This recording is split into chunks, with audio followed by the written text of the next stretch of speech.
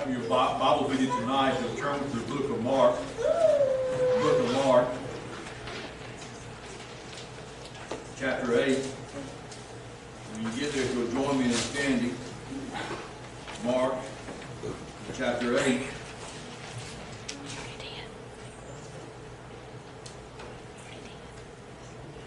Now, I've chosen to fight off a pretty good sized chunk tonight. The Bible says in those days, the multitude being very great, and having nothing to eat, Jesus called his disciples unto him and said unto them, I have compassion on the multitude, because they have now been with me 3 days, and have nothing to eat. And if I send them away fasting to their own houses, they will faint by the way, for divers of them came from far. And the disciples answered him, From whence can a man satisfy these men with bread here in the wilderness? And he asked them, How many loaves have ye? And they said, 7. And he commanded the people to sit down on the ground, and he took the 7 loaves, and he gave thanks and brake, and gave it to the disciples, set before them, and they did eat them before the people. Did set them before the people. And they had a few small fishes, and he blessed and commanded to set them also before them. So they did eat and were filled, and they took up of the broken meat that was left 7 baskets. They that had eaten were about 4,000, and he sent them away. And straightway he entered into a ship with his disciples, and came to the part of Dalmanutha. There we go. I have been better with that. Dalmanutha. And the Pharisees came forth and began to question with him, saying, seeking him a sign from heaven, tempting him. And he sighed deeply in his spirit and said, Why doth this generation seek after a sign? Verily I say unto you, there is no sign to be given unto this generation. And he left them and entered into a ship again, departing to the other side. The disciples had forgotten to take bread, neither had they in the ship with them more than 1 loaf. And he charged them, saying, Take heed, beware of the leaven of the Pharisees, and of the leaven of Herod. And they reasoned among themselves, saying, It is because we have no bread. And when Jesus knew it, he said unto them, Why reason ye, because ye have no bread? Perceive ye not? Or perceive not ye? Or perceive ye not yet? There we go. Neither understand, have ye your heart yet hardened? Having eyes see ye not, and having ears hear ye not, and do ye not remember when I break the 5 loaves among the 5,000? How many baskets full of fragments took ye up? And they said to him, 12. And when the 7 among 4,000, how many baskets full of fragments took ye up? They said 7. And he said to them, How is it that ye do not understand? Oh, we thank you today and for me, blessed Lord. Have your way. Lord, it is because your purpose and guide us, Lord, that we might say what you'd have us to say, open the hearts and the minds to receive this, Lord, and may we grow by it, may we be changed by it, Lord, may we understand. In His precious and holy name we pray. Amen.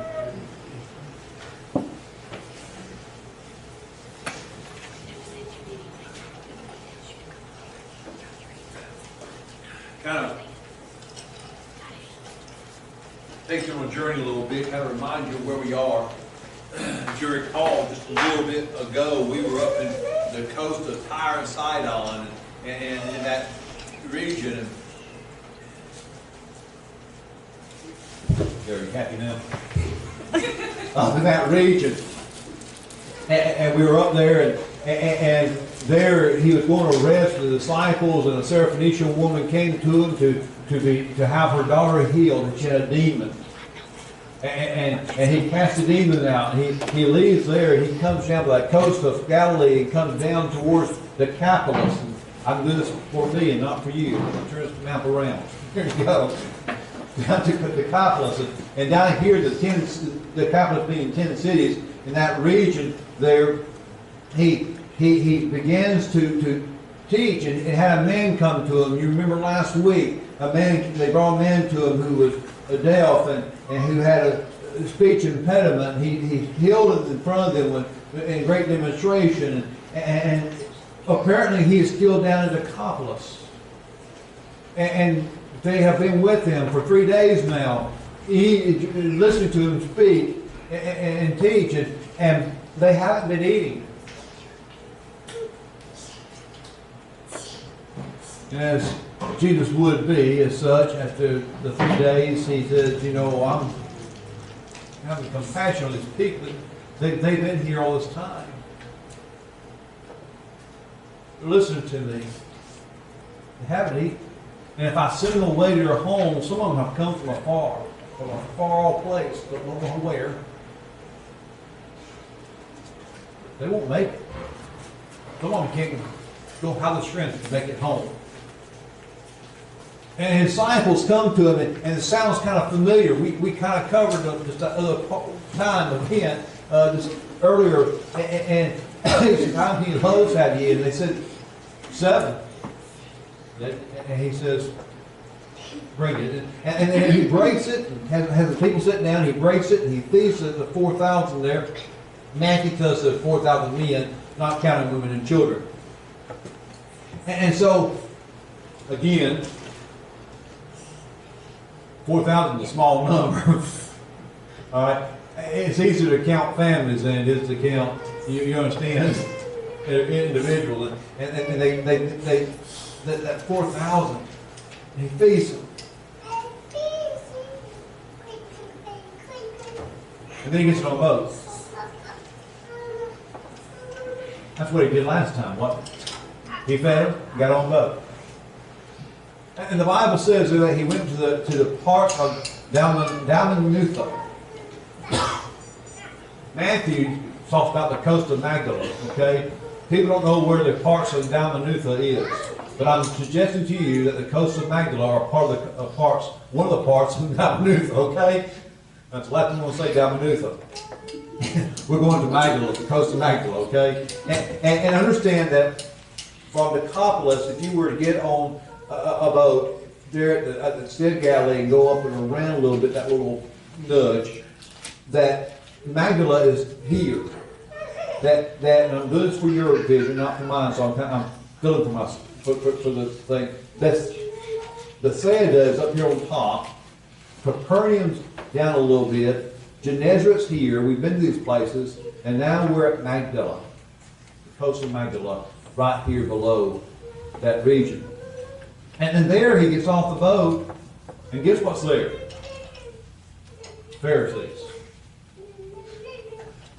He had run into them in Gennesaret before, and now he's here and they asked questions. Show us a sign. Give us a sign that we know that you're the Messiah. Understand, they don't really want to know that he's the Messiah. They're wanting some way to disprove who he is. They're wanting some way to turn the hearts of the people away from him. They say that tempting him, it says. And so he says, listen, sorry, no sign for this generation. No sign. And he gets on a boat, and they began to go to the other side. Down the next verse that we didn't read, we're told that they wind up in Bethsaida, which is up there at the top. So from Magdala back up to Bethsaida, okay? That's where they're heading. They get on a boat. The disciples realize we don't have enough food to drink.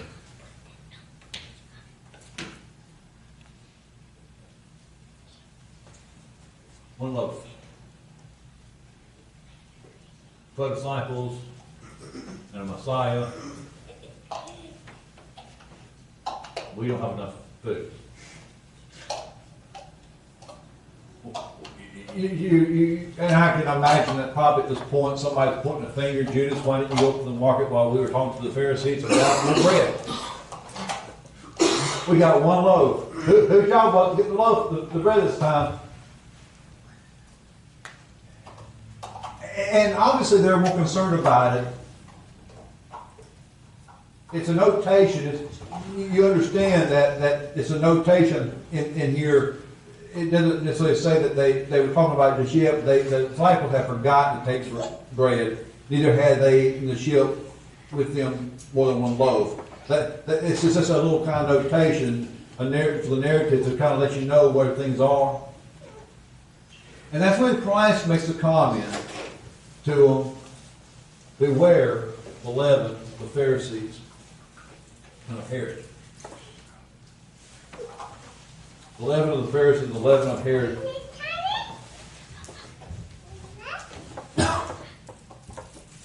And their mind is on bread. Their mind is on the bread they didn't get. Their mind is on that one loaf. They're on the ship, they're heading to Bethsaida, and they're thinking, I'm going to get hungry here in a minute. Peter's a big fellow. Wrestle that thing away from him, it's not going to be easy. One loaf. You mentioned this morning, I smiled. Sometimes we get our minds on something else and we don't hear what people say. I accuse people all the time. All the time. She has her mind on something else, but she don't have a clue what I said. So I'll repeat what I said. The disciples have been doing this. Their mind is on the fact they don't have any bread. Just one loaf. And they've got a long ways at this boat from the coast of Magdala. See, I told you I wasn't going to say Dalmanutha anymore. All the way up to Bethsaida.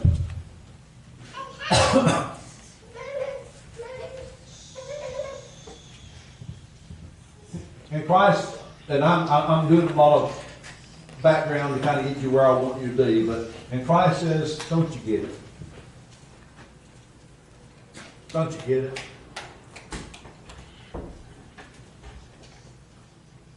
When the other day, a couple of weeks ago or a month ago, whatever long it was, when there was 5,000 that needed something to eat,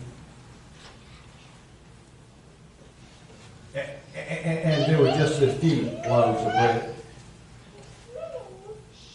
Fine. I think it was. And I blessed it, and I broke it, and we fed the 5,000, not counting the women and children. How many baskets full did you take up? 12. And just a few days ago, hours ago maybe a couple of days ago, when we're down in the 4,000, not counting the women and children, how many loaves had you eaten?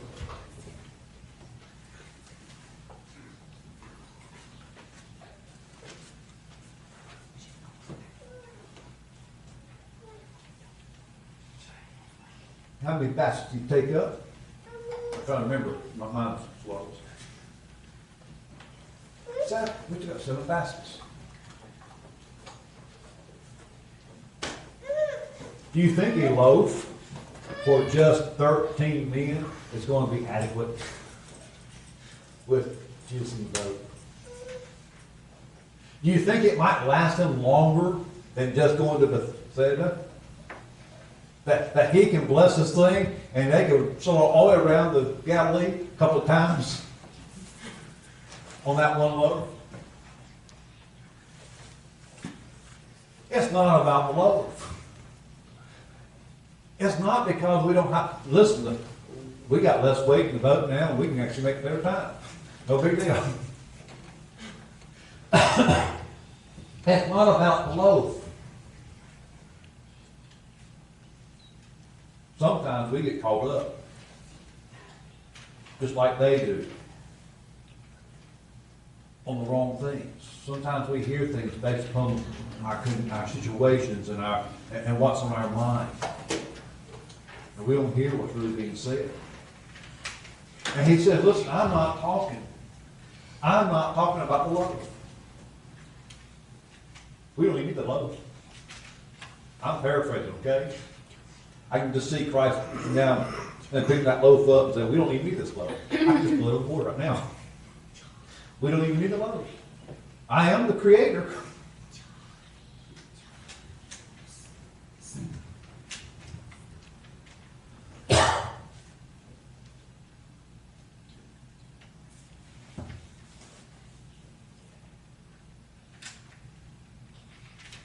Verse 21 says, and he said to them, how is it that you don't understand? How is it that you don't understand? I was looking at this, and of course, the important verse in entirety of this narrative comes in verse 15. Because then you got to ask the question. Because he gives us the fact they are not understanding. But we don't ever explain the understanding in 15. And by the way, at the time, I don't think anybody got it.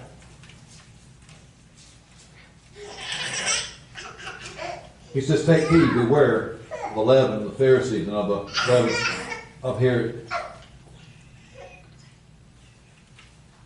Let me take you someplace. Let me take you. I'm trying to find my notes quick, like Luke 12, that's it.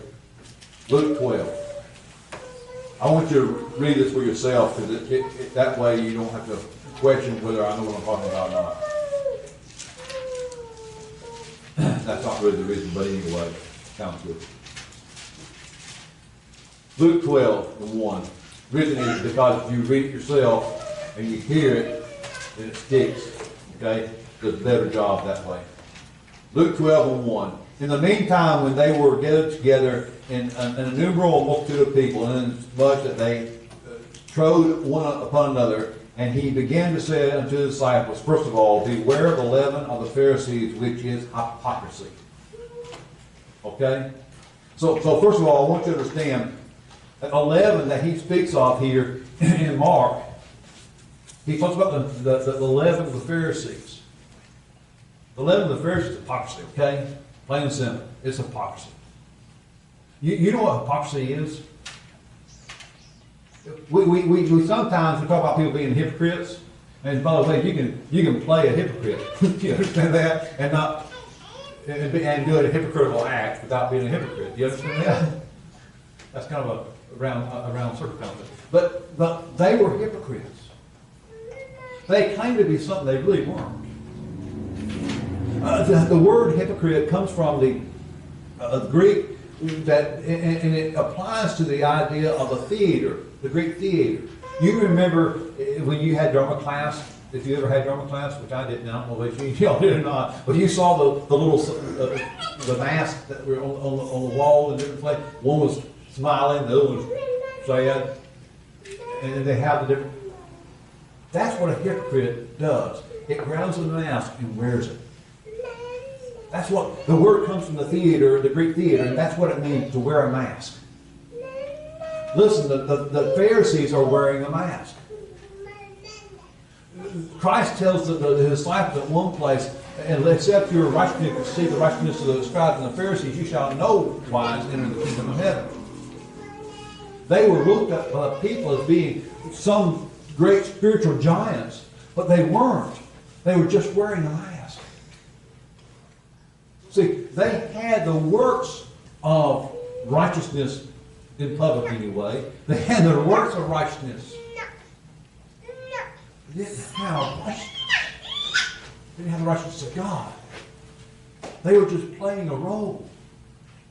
And by the way, it happens that people sometimes come to church. That there are people who sit in pews in churches every Sunday who claim to be something, but all they're doing is wearing a mask. They haven't got Christ in their heart. They're just going through the motions. And he was telling the disciples, beware of the leaven. Listen, when you add leavening to bread, what happens to the bread? Puffs up, okay? That's one way of putting it. It expands, it grows. You can add a little yeast to some dough, and you can stick it and work a little bit, stick it aside, and you come back and it's 2 or 3 times the size it was. A little bitty stack of dough can be huge at some point.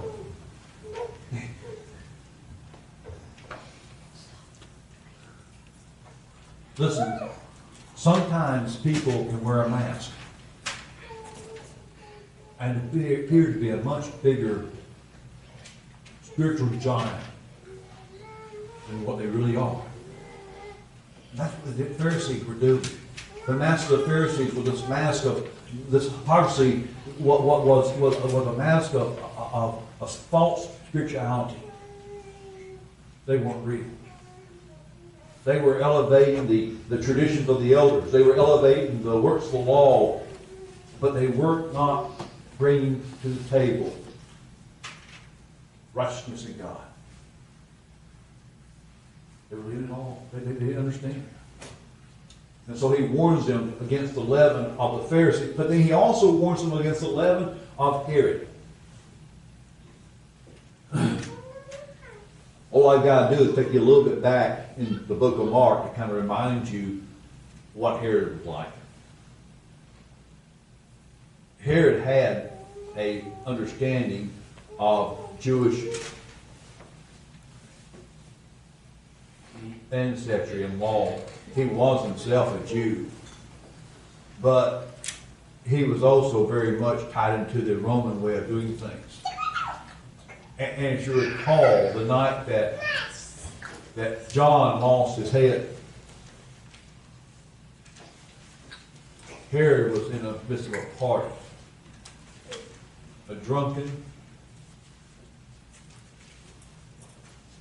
I don't really want to describe what the situation as a whole. That's what Herod was about. He had knowledge of things, enough to scare him. When Christ started preaching, he thought John had risen from the dead. Enough to say there's something to this, but not enough to change him. The leaven of Herod is to understand that this is real, but it's not real in my life, and I have not the works to back it up. James said that faith without works is dead, okay? Being alone. There was no change in Herod. Herod knew it was real, but he didn't internalize it. He didn't make it his own. And you find the other end of things, you find people who walk into church and who claim to be something themselves, who claim salvation, but their lives don't prove it. That's the leaven of Herod. You've got people on both sides. And I was amazed when I was looking at this and kind of studying a little bit, and I thought, wow, I've been preaching on this for a long time. But you got people on both sides. One playing a game with the works, but without faith. And on the other side, people who know it's real, but they don't have the faith to change. They haven't internalized it. Their works don't show it, and there's no faith over there. And Christ takes this time to warn his disciples, beware the leaven of the Pharisees and the leaven of Herod. And at the time, I'm satisfied they don't get it. And as John said, in one place he said, we remembered later that Jesus had said,